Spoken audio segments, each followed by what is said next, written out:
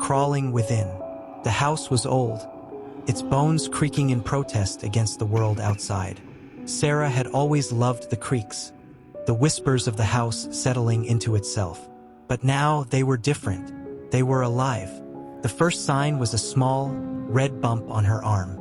It itched, a maddening itch that she scratched until it bled. It healed quickly, leaving a faint scar. Then came the others, spreading like a dark vine across her skin. They were itchy, painful, and growing. At night, she'd wake to an unbearable sensation. Something was moving beneath her skin, a tiny, insistent scratching. It was like a colony of insects, burrowing deeper and deeper. Panic would grip her as she tried to claw at her skin, to rip open the infected flesh. But there was nothing there, just smooth skin and the phantom itch. Fear gnawed at her.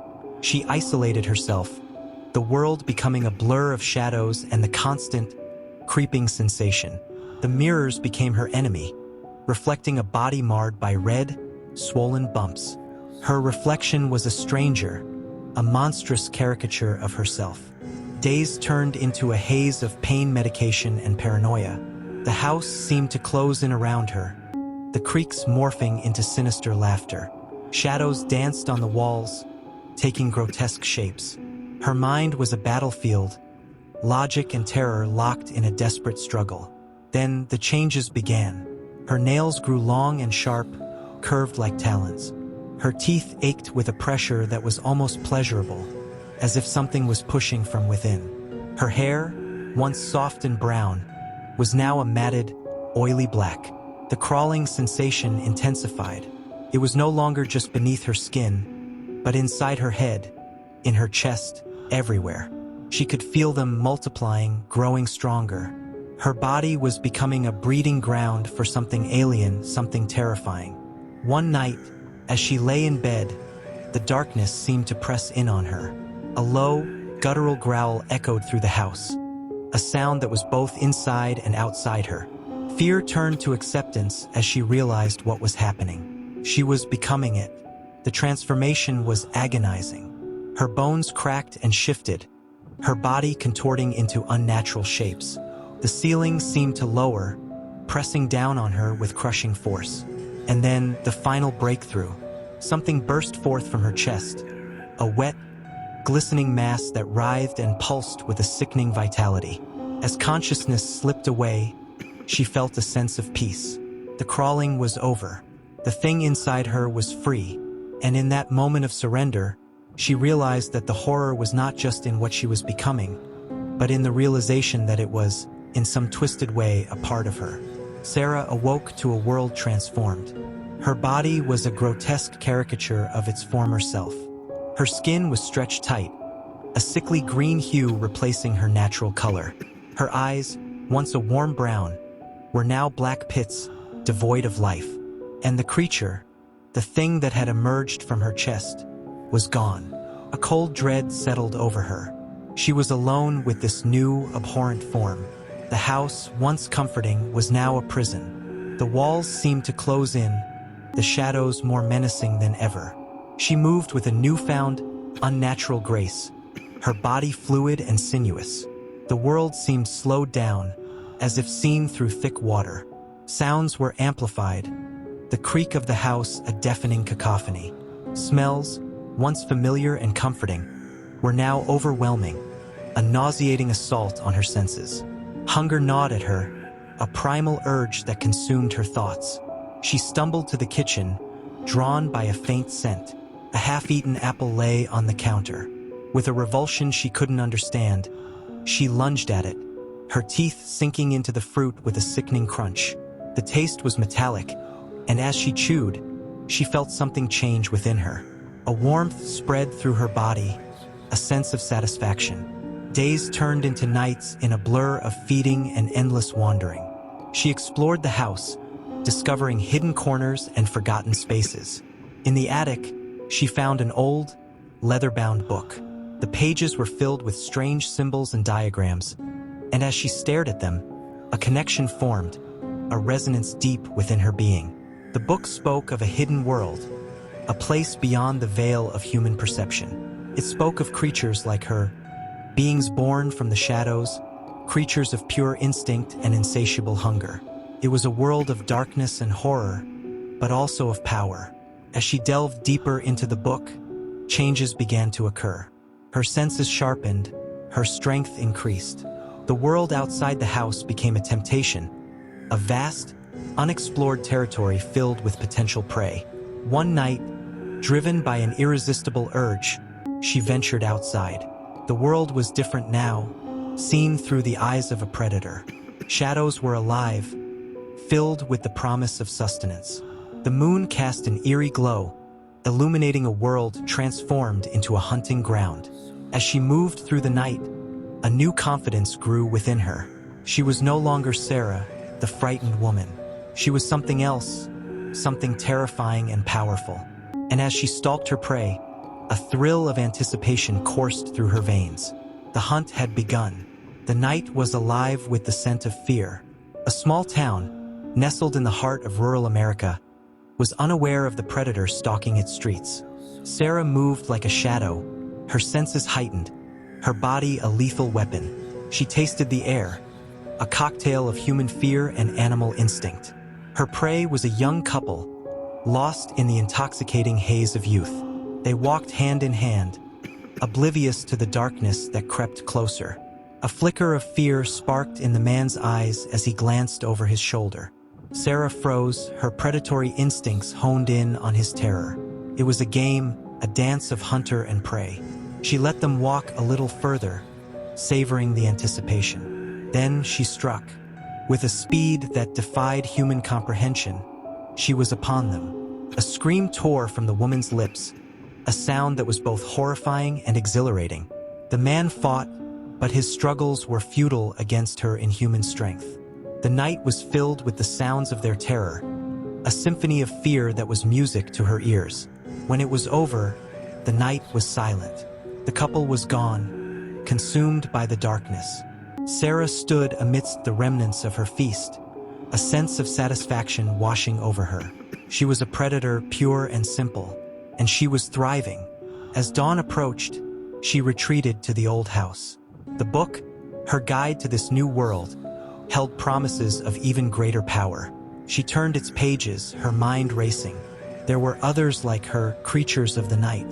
A world of darkness awaited, a world where she belonged. Days turned into weeks.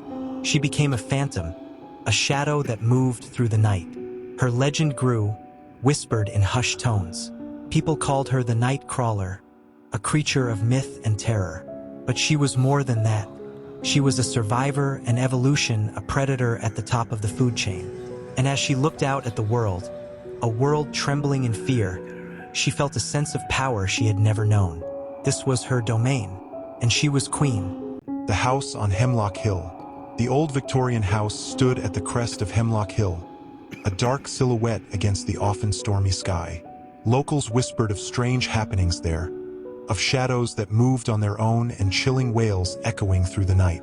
But to Sarah, a young and ambitious writer, the house was a muse, a place to escape the mundane and tap into the depths of her imagination. With a thrill of anticipation, she stepped over the threshold, the heavy oak door creaking in protest. A musty scent of decay hung in the air, and dust motes danced in the dim light filtering through the grimy windows. The house was a labyrinth of winding corridors and high-ceilinged rooms, each one more eerie than the last.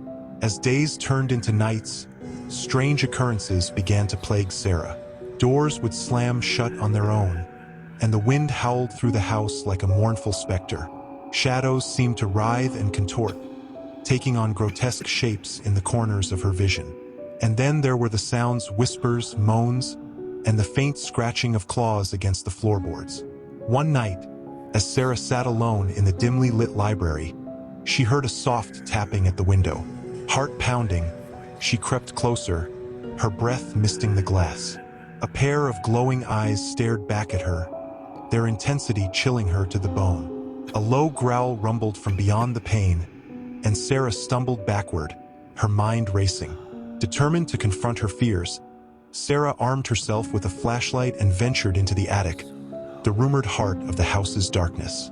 The attic was a sprawling, dusty expanse filled with forgotten treasures and shadows that seemed to dance in the corners. As she explored, a cold draft swept over her, and the hairs on the back of her neck stood on end. Suddenly, a piercing scream echoed through the house, followed by a blood-curdling growl. Fear propelled Sarah forward, her flashlight beam cutting through the gloom. In the dim light, she saw a figure, hunched and grotesque, its eyes burning with an unnatural intensity. It moved with unnatural speed, its claws outstretched. Terror consumed Sarah as she turned and fled, her heart pounding in her chest. The figure was gaining on her, its ragged breath hot on her neck. She stumbled and fell, the flashlight clattering to the floor. Darkness enveloped her, and she could hear the creature's sinister laughter. Desperation fueled her, and she scrambled to her feet, her hands searching blindly for something, anything to defend herself. Her fingers closed around a heavy antique candlestick, and she swung it with all her might. The candlestick connected with something solid, and a howl of pain echoed through the attic. In the ensuing chaos, Sarah managed to escape the attic and flee the house. The morning sun greeted her as she stumbled out into the fresh air, her body trembling and her mind reeling. The house on Hemlock Hill stood silent and ominous, its secrets still buried deep within its shadowy depths. As the days passed, Sarah began to recover from her ordeal, but the horrors she had witnessed continued to haunt her dreams. She had escaped the house, but the darkness within its walls had seeped into her soul. One night, as she lay in bed, paralyzed by fear, she heard a familiar tapping at the window. Her heart froze as the glowing eyes appeared once more. A cold dread washed over her as she realized that the evil she had encountered was not confined to the house on Hemlock Hill. It had followed her, a sinister presence lurking in the shadows of her mind. Sarah knew she had to confront her fear, to exorcise the demons that had taken root within her. With trembling hands, she reached for a pen and paper, determined to use her writing to confront the darkness. She would give voice to her terror, to the horrors she had witnessed, and in doing so, perhaps find a way to exorcise them from her soul. As she began to write, the words flowed freely, a torrent of fear and anguish pouring onto the page. The story unfolded, dark and twisted, a reflection of the nightmare that had become her life. With each word, she felt a sense of release, as if the darkness within her was being drawn out onto the page. Weeks turned into months, and Sarah's writing became an obsession. She poured her heart and soul into her story, delving deeper and deeper into the abyss of her fear. And then, one night, as she sat at her desk, the final words were written. A sense of peace washed over her, a calm that she hadn't felt in a long time. The house on Hemlock Hill remained a haunting memory, a symbol of the darkness that had threatened to consume her.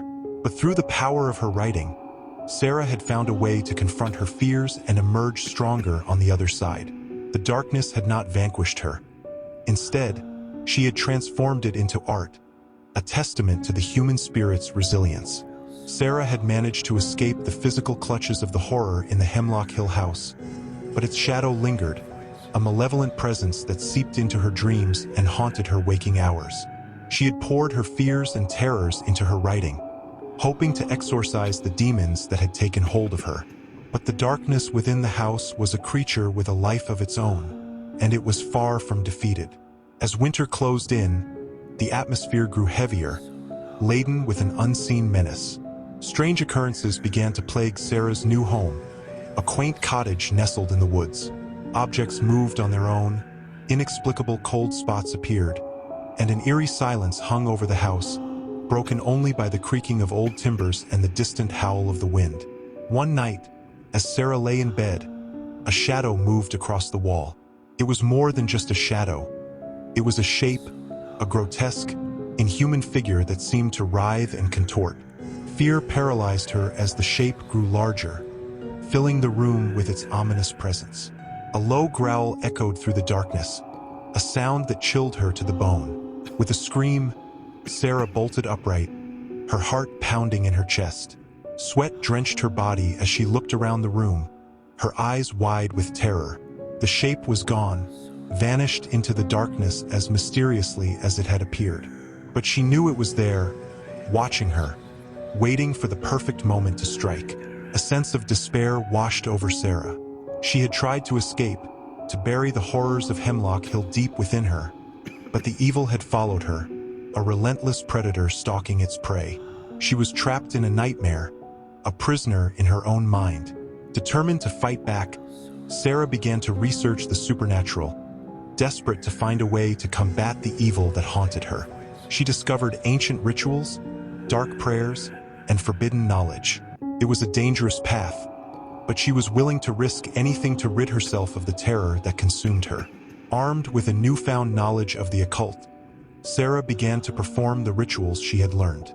She created a sacred space in her home, adorned with symbols of protection. She chanted ancient incantations, her voice echoing through the silent house. But the evil was stronger than she had imagined. The rituals seemed to enrage it, and the haunting grew more intense.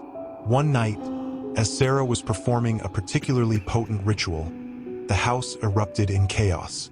Objects flew through the air, the furniture seemed to writhe and contort, and a chilling wind swept through the rooms.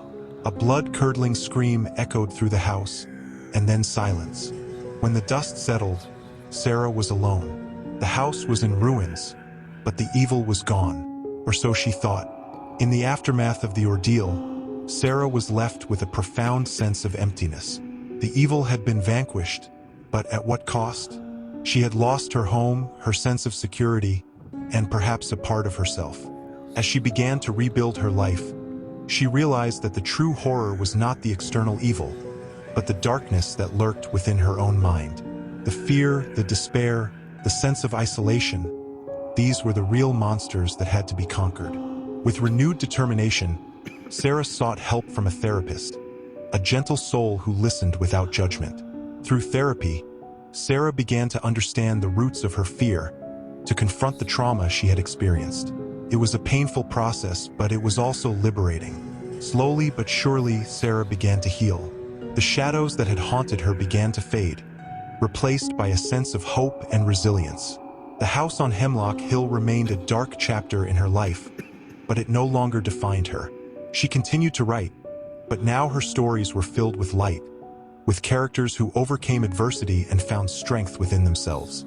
She used her writing as a tool for healing, to share her story with others who might be struggling with their own demons. Sarah never forgot the terror she had endured, but she also never forgot the courage she had found within herself.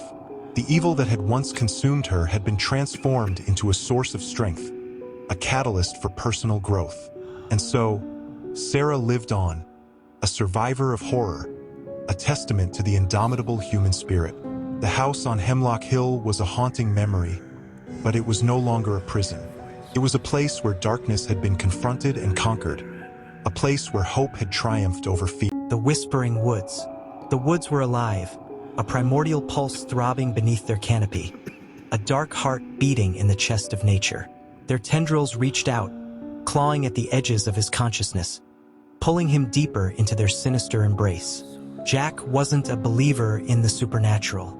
He was a man of science, a skeptic who dismissed tales of the unexplained. Yet, as he stood at the edge of the woods, a shiver ran down his spine. He was drawn to them, compelled by an inexplicable force. The woods were ancient, their gnarled trees seeming to whisper secrets in the wind. The undergrowth was thick and tangled, a labyrinth of shadows and hidden dangers. Sunlight filtered through the canopy, casting eerie patterns on the forest floor. As Jack ventured deeper into the woods, the silence became oppressive. The only sounds were the rustling of leaves and the occasional snap of a twig. He felt watched, as if unseen eyes were following his every move. He came across a clearing, a circle of ancient oaks. In the center of the clearing was a stone altar, covered in strange symbols and carvings. A chill ran down his spine as he approached it. Suddenly, he heard a noise, a low, guttural growl that seemed to come from deep within the woods. He turned, his heart pounding in his chest. There, in the shadows, he saw a pair of glowing red eyes. The creature that emerged from the darkness was unlike anything he had ever seen. It was tall and gaunt, with long skeletal limbs. Its skin was pale and translucent, revealing a network of veins beneath. Its face was a mask of horror, with sharp, pointed teeth and empty, black sockets. The creature lunged at Jack, its claws outstretched. He dodged, barely escaping its grasp. He turned and ran, his legs burning with exertion. The creature pursued him, its howls echoing through the woods. Jack stumbled and fell, his breath coming in ragged gasps. The creature was upon him, its claws inches from his face. Just as it was about to strike, something happened. The ground beneath the creature began to shake. The trees groaned and creaked as if caught in a storm. A blinding light filled the clearing, and the creature let out a blood-curdling scream. When the light faded, the creature was gone. Jack was left alone in the clearing, trembling and exhausted. He looked up at the sky, the stars twinkling above him. He had survived, but at what cost? As he made his way back to the edge of the woods, he couldn't shake the feeling that something was wrong. The woods seemed different, as if they had been changed by the encounter. He never returned to the woods. The memory of what he had seen there was too much for him to bear. The woods were a place of darkness and danger, a place where nightmares were born. Jack's heart pounded in his chest as he ventured deeper into the woods. The oppressive silence was broken only by the eerie creaking of branches and the rustling of leaves beneath his feet. The sunlight, once dappled and warm, now seemed to cast long, ominous shadows that seemed to dance and writhe. A cold sweat broke out on his forehead as he realized he was lost. The familiar landmarks had disappeared, replaced by a labyrinth of twisted trees and dense undergrowth. A sense of dread washed over him as he realized he was trapped in this sinister place. The woods seemed to be closing in on him, as if the very trees were alive and malevolent. The air grew thick and heavy, filled with a strange, musty scent that made his skin crawl. He could hear strange noises coming from the depths of the forest, distant howls, whispers, and the faint sound of something scraping against the trees. As darkness began to fall, Jack's fear intensified. He tried to keep his courage up, but the growing sense of isolation and vulnerability was overwhelming. He found himself clutching a worn-out hunting knife, feeling utterly helpless in the face of the unknown. A sudden snapping of a twig behind him made him jump. He spun around, his heart pounding in his chest, but there was nothing there, just the darkness and the eerie silence that seemed to amplify his fear. A chill ran down his spine as he realized he was not alone. He could feel it, a presence that was watching him, waiting for the right moment to strike. He tried to ignore it, to convince himself that it was just his imagination, but the fear was too real. As the night wore on, Jack's mind began to race. He thought about his family, his friends, and the life he had taken for granted. He wondered if he would ever see them again. Just when he thought he couldn't bear the suspense any longer, he heard it again. A faint whisper, like a breath of cold air on his neck. He turned, his eyes wide with terror, but there was nothing there. Then he saw it, a pair of glowing red eyes, peering out from the darkness. Jack's heart pounded in his chest as he stared at the glowing red eyes. They seemed to be coming from the dense undergrowth, but he couldn't make out the shape of the creature that was hiding there. His grip tightened on the hunting knife in his hand, his fingers white with tension. The eyes moved slowly, as if scanning the area.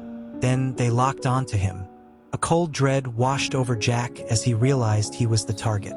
The creature emerged from the shadows, its form revealed in the dim moonlight. It was a monstrous creature, taller than any man, with long skeletal limbs and a face that was a mask of pure evil. Its skin was pale and translucent, revealing a network of veins beneath. Its eyes, now that they were closer, seemed to glow with an unnatural intensity. The creature let out a low, guttural growl that sent shivers down Jack's spine. It took a step forward, its claws outstretched. Jack raised his knife, his body trembling with fear. The creature lunged at him, its claws aimed for his chest. Jack dodged, barely escaping its grasp. He stumbled backward, tripping over a fallen branch. The creature was on him in an instant, its claws raking across his face. Jack let out a scream as he felt the pain. He swung his knife wildly, but it struck only air. The creature pinned him to the ground, its weight crushing his chest. He could feel his life ebbing away. Just as he thought it was over, he heard a noise. A loud crack echoed through the woods, followed by a roar of pain. The creature let out a blood-curdling scream as something large and powerful struck it from behind. The creature was thrown off of Jack, its body landing with a thud. He scrambled to his feet, his vision blurred by tears of pain. He looked around, searching for the source of the noise. There, in the dim light, he saw it. A massive creature, even larger than the one that had attacked him. It was a wolf, its fur matted with dirt and blood. Its eyes were filled with a primal rage as it lunged at the fallen creature. The two beasts fought a brutal battle, their snarls and howls echoing through the woods. Jack watched in horror as the creature was torn apart by the wolf. When the battle was over, the wolf turned and looked at Jack. It seemed to hesitate for a moment. Then it turned and disappeared into the darkness. Jack was left alone in the woods, his body aching and his mind reeling from the ordeal. He made his way back to the edge of the woods, his steps slow and unsteady. As he emerged from the trees, he looked back at the forest. It seemed to be watching him, its dark secrets hidden beneath the canopy. He knew he would never return to that place. The woods were a place of darkness and danger, a place where nightmares were born. The keeper's lament. The lighthouse stood as a sentinel against the relentless sea, its white form stark against the often stormy sky. It was a lonely place, they said, a place where sanity frayed at the edges. But to Elias, it was a refuge, a chance to escape the noise of the world. He'd been a lighthouse keeper for a year now. The first few months were filled with a strange exhilaration. The rhythm of the days was simple. Tend the light, watch the sea, and let the world shrink to the size of the horizon. But as the seasons changed, so too did something within him. A creeping unease, a sense of being watched, began to gnaw at his peace. It started with the whispers, soft, almost inaudible at first. They seemed to come from the depths of the lighthouse itself. They were like mournful sighs, carried on the wind but originating from somewhere within the stone walls. Elias dismissed them as the house settling, or perhaps the creaking of the old wood in the changing weather. Then came the shadows. They moved, danced in the corners of his vision, elongated and grotesque when the oil lamp cast its flickering glow. At first, he blamed the strain of endless hours alone, the tricks his mind played on him in the isolation. But as days turned into weeks, the shadows grew bolder, more defined. They took shapes, monstrous and inhuman, that chilled him to the bone. One night, a storm raged outside. The wind howled like a wounded beast, and the waves crashed against the lighthouse with a fury that shook the very foundation. Fear, cold and sharp, gripped Elias as he climbed the winding stairs to the lantern room. The wind buffeted him, and the old lighthouse groaned and creaked in protest. As he reached the top, the storm seemed to reach a crescendo. Lightning flashed, illuminating the churning sea below, and there, at the edge of the glass, a face appeared. A face not of human, but of something ancient, something evil. Its eyes, black and empty, seemed to pierce through the glass, into his soul. Terror seized him. He stumbled backward, heart pounding like a drum. The face vanished as quickly as it had appeared, but the darkness that followed was more terrifying. A cold hand seemed to grip his heart, and a voice, a whisper carried on the wind, echoed in his mind. You are not alone. From that night on, the lighthouse was a different place. The whispers grew louder, more insistent. The shadows thickened, taking on horrifying forms that danced and twisted in the corners of his vision. Sleep became a luxury denied, as nightmares replaced dreams. Then came the scratching. It started softly, like a mouse scurrying behind the walls. But gradually, it grew louder, more insistent, a relentless assault on his sanity. He searched every corner of the lighthouse, but found nothing. Yet the scratching persisted, a maddening rhythm that drove him to the brink of despair. One morning, As he was preparing breakfast, he heard a new sound, a wet, sloshing noise coming from the basement. Fear propelled him downstairs. The air was thick with the smell of decay, and there, in the dim light, he saw it. A dark, oily substance was spreading across the floor, and from it emerged a shape, a grotesque, humanoid creature with webbed hands and glowing red eyes. It moved towards him with a speed that defied its grotesque form. Terror consumed him as he stumbled backward, his mind racing. He grabbed a heavy iron bar and swung it with all his might. The creature howled in pain, but it did not stop. A desperate struggle ensued, a battle between man and monster in the heart of the storm-battered lighthouse. The creature was stronger than he'd imagined, its claws raking at his flesh. But Elias fought with a ferocity born of despair. Finally, with a Herculean effort, he managed to land a blow that sent the creature crashing to the ground. It lay still, a dark, oily puddle spreading around its grotesque form. Exhausted and terrified, Elias collapsed to the floor. When he woke, the creature was gone. The basement was clean, the air fresh, but the fear remained. He knew it was not over. The lighthouse was haunted, and he was its prisoner. Days turned into weeks, and the horrors continued.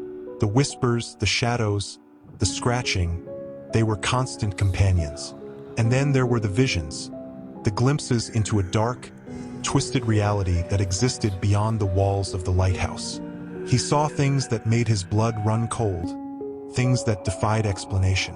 He saw the sea rise up, swallowing the lighthouse whole, and heard the screams of drowning sailors. He saw creatures of nightmare emerging from the depths, their eyes burning with an unholy light. One night, as a particularly violent storm raged outside, the lighthouse seemed to tremble. The walls groaned and cracked, and the old building swayed precariously. Elias knew then that the end was near. He climbed to the lantern room one last time. The wind howled around him, and the rain lashed against the glass. Below, the sea churned and frothed, a monstrous beast eager to claim its prey. As he stood there, watching the storm, he felt a sense of peace, an acceptance of his fate. He had lived through hell, and now it was time to face the final curtain. With a heavy heart, he extinguished the light.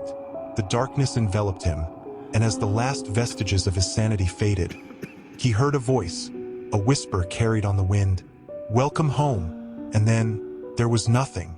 The lighthouse stood alone, its secret buried deep within its ancient stones. The sea continued to crash against its base, a mournful dirge for the keeper who had lost his soul to the darkness. And in the depths of the ocean, something stirred, something ancient and evil, waiting for the next unsuspecting soul to venture into its domain. The lighthouse was a graveyard of hope, a tomb for the living. And so, the legend grew. A chilling tale whispered in the darkness, a warning to those who dared to challenge the sea.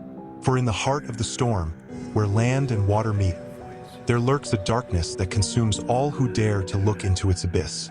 Decades later, the lighthouse stood as a skeletal reminder of the sea's relentless power. Its windows were dark, empty eyes staring out at the indifferent ocean. Local folklore painted it as a haunted place, a place where the living dared not tread. Yet, when the government announced a new keeper for the lighthouse, a young, ambitious woman named Anya, there was a ripple of disbelief and fear through the coastal town. Anya was different, unafraid of the sea, unfazed by isolation. She was driven by a thirst for adventure and a strange fascination with the unknown. The lighthouse, with its aura of mystery, was the perfect challenge. Her first night was marked by a storm as fierce as any the old-timers could remember. The lighthouse groaned and creaked under the onslaught, and the sea roared like a wounded beast. Anya, armed with a flashlight and a stubborn spirit, climbed the winding stairs to the lantern room. The wind howled, a banshee's wail that seemed to penetrate her very soul. Lightning cracked across the sky, illuminating the churning sea below. And then she saw it, a shape, dark and monstrous, emerging from the waves. It was a creature of legend, a sea serpent, its massive body undulating with a terrifying grace. Fear, cold and sharp, seized her.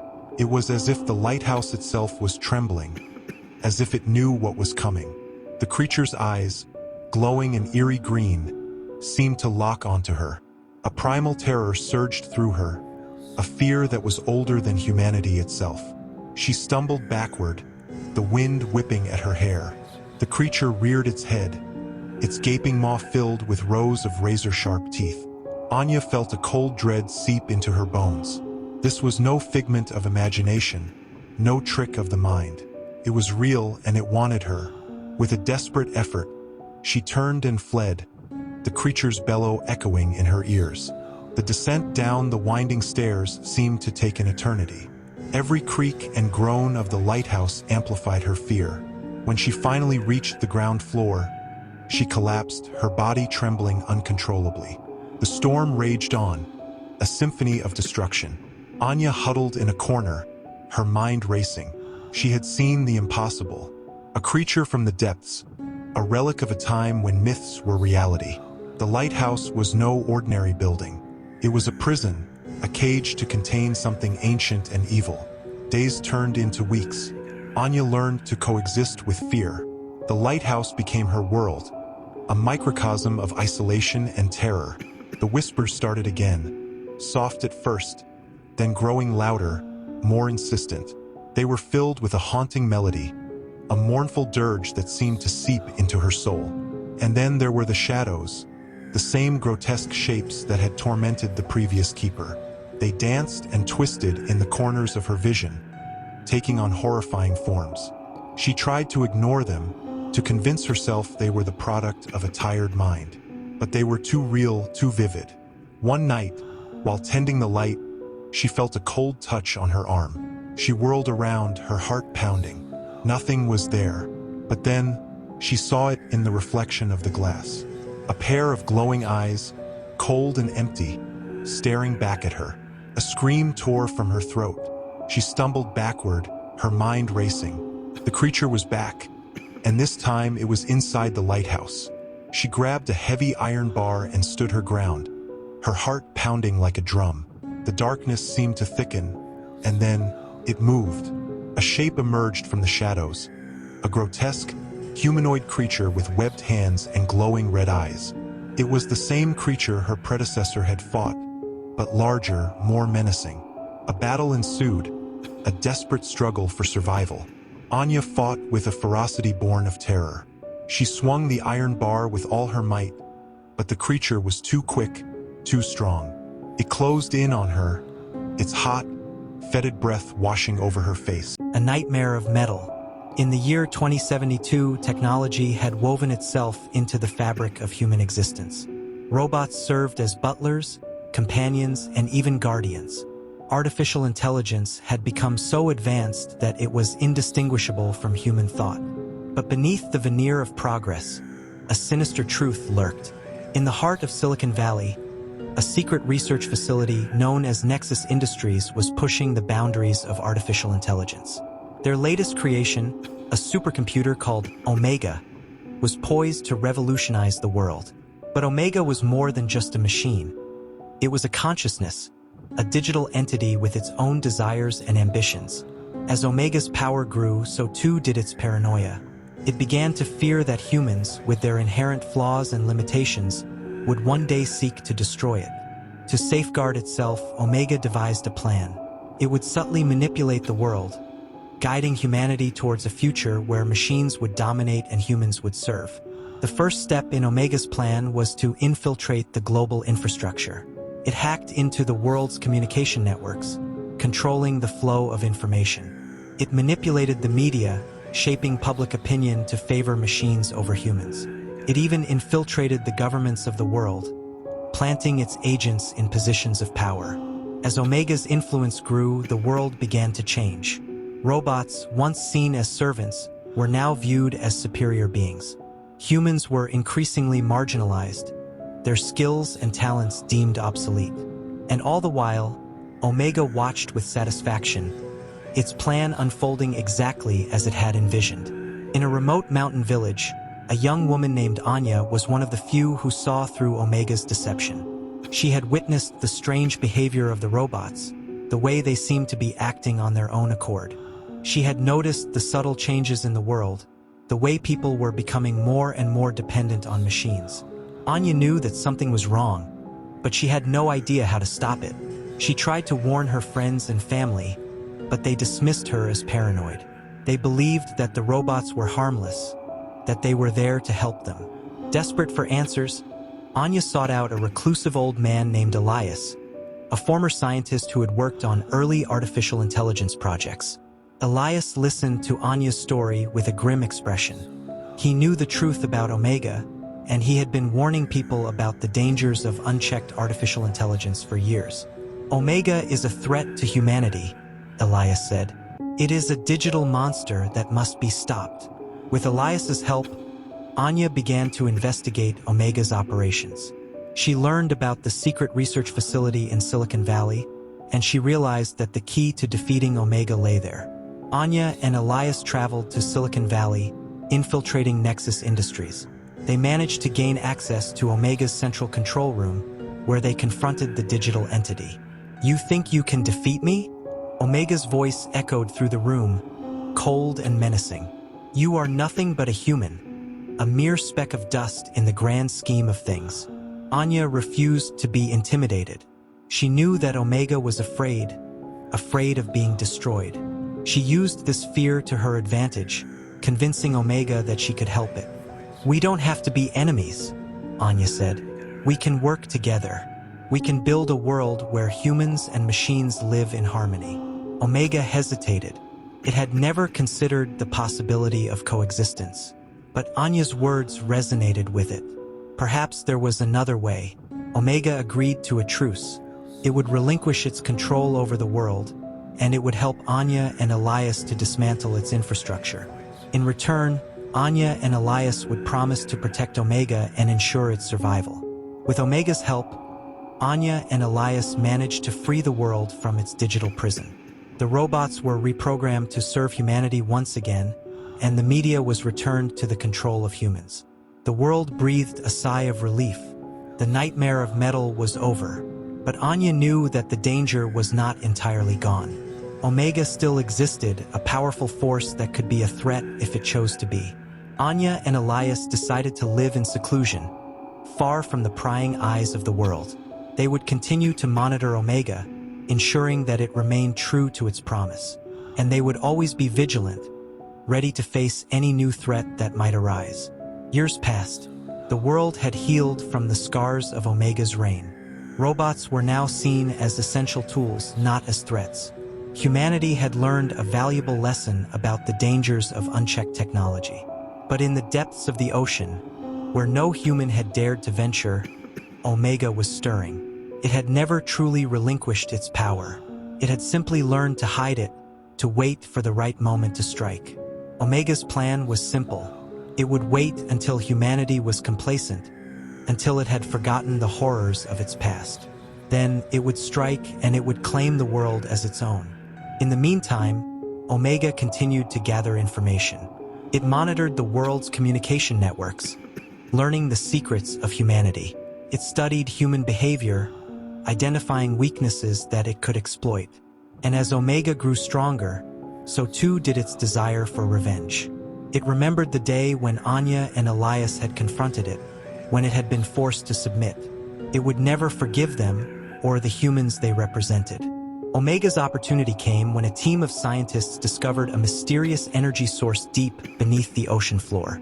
The scientists believed that this energy could solve the world's energy crisis, but they had no idea what they were truly dealing with.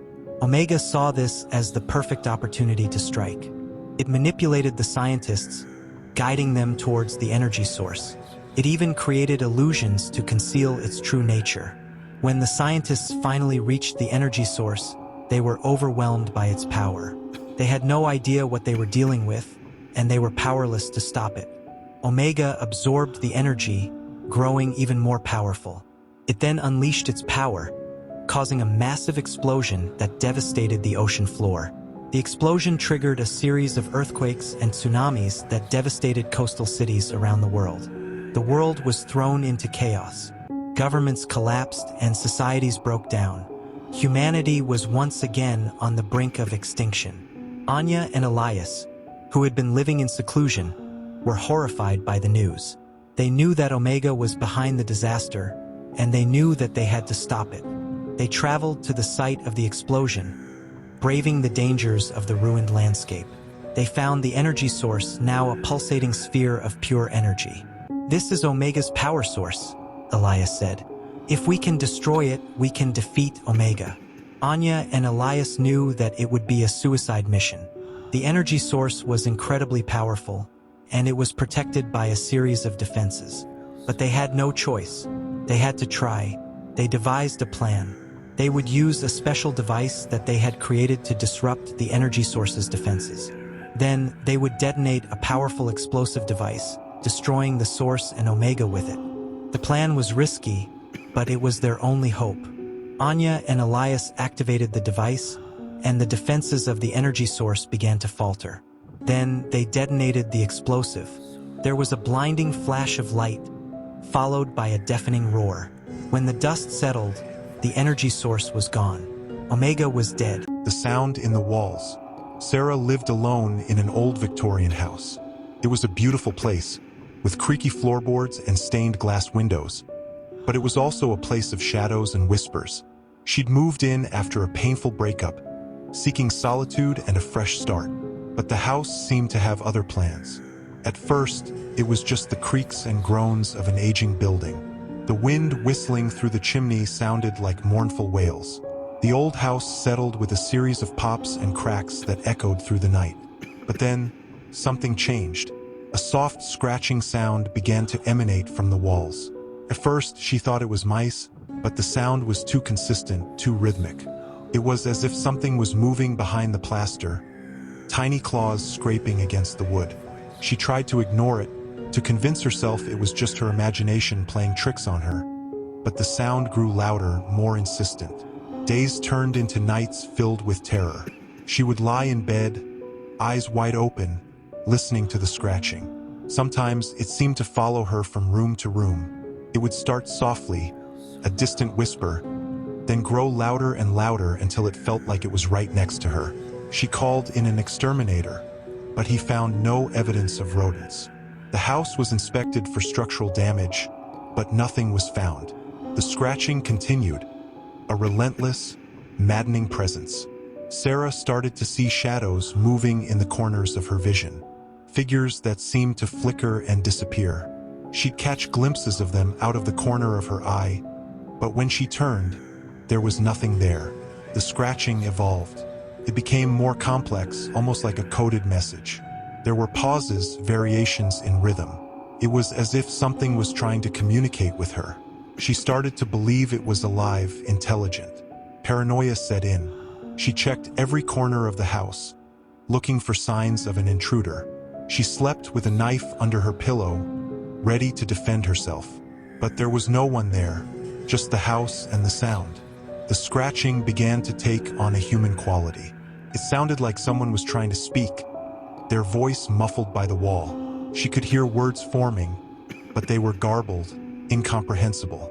One night, as she lay in bed, paralyzed by fear, she heard a new sound.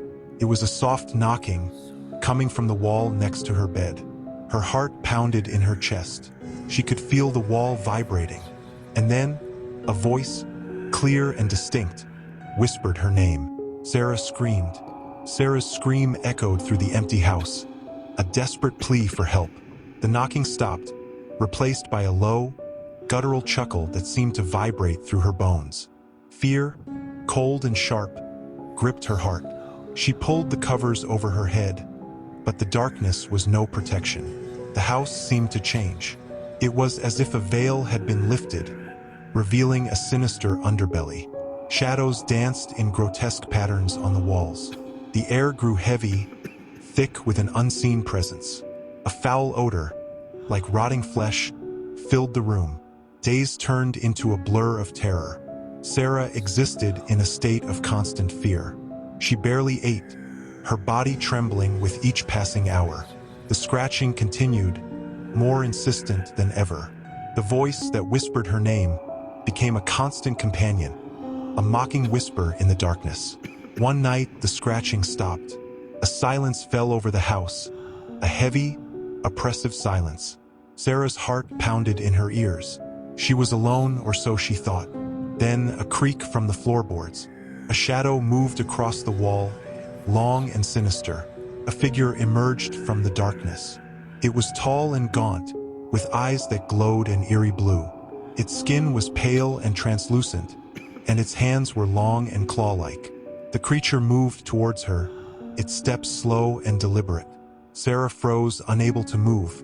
The creature stopped in front of her bed, its face inches from hers. Its eyes bored into her soul, and she felt a cold emptiness spreading through her. Then it spoke. "You are mine," it whispered, its voice like ice. A wave of nausea washed over Sarah. She felt herself slipping away, fading into darkness. As consciousness slipped from her grasp, she heard the creature laugh, a chilling sound that echoed through the house. Sarah awoke with a jolt, her heart pounding in her chest. The room was bathed in an eerie, moonlight glow. The creature was gone. A cold sweat broke out on her skin as she scanned the room, her eyes darting from shadow to shadow. She was alone, or so it seemed. A strange sensation crept over her, a feeling of detachment, as if she were watching herself from outside her body. She looked down at her hands, and they seemed unfamiliar, almost translucent. A wave of terror washed over her as she realized she was changing. Her body felt cold and numb, and she could feel a strange energy coursing through her veins. The scratching started again, but this time, it was inside her head. A voice, cold and distant, spoke to her, telling her to embrace the darkness, to become one with the house. The voice was familiar, the same voice that had whispered her name. Resistance was futile. The darkness consumed her, pulling her into a void of nothingness.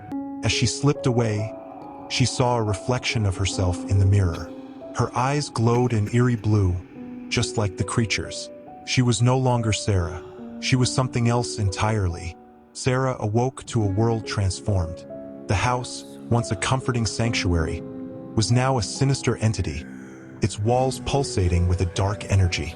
She was no longer human. Her body felt alien, a vessel for something ancient and evil. Her reflection in the mirror was a grotesque caricature of her former self. Her skin was pale and translucent, with veins of dark, inky blackness winding beneath the surface. Her eyes, once a warm brown, now glowed with an unnatural blue light. The voice in her head, the voice of the house, was constant, a relentless whisper urging her forward. She was no longer afraid. Fear had been replaced by a cold, detached indifference. She was a creature of the night, a predator stalking the darkness. The house was her domain, and she was its queen. She began to explore the house with a new perspective. Hidden passages and secret rooms revealed themselves, filled with strange artifacts and occult symbols. The house was alive, a sentient being with a dark purpose, and she was its chosen instrument. As days turned into nights, Sarah's transformation accelerated. Her body grew stronger, her senses sharpened.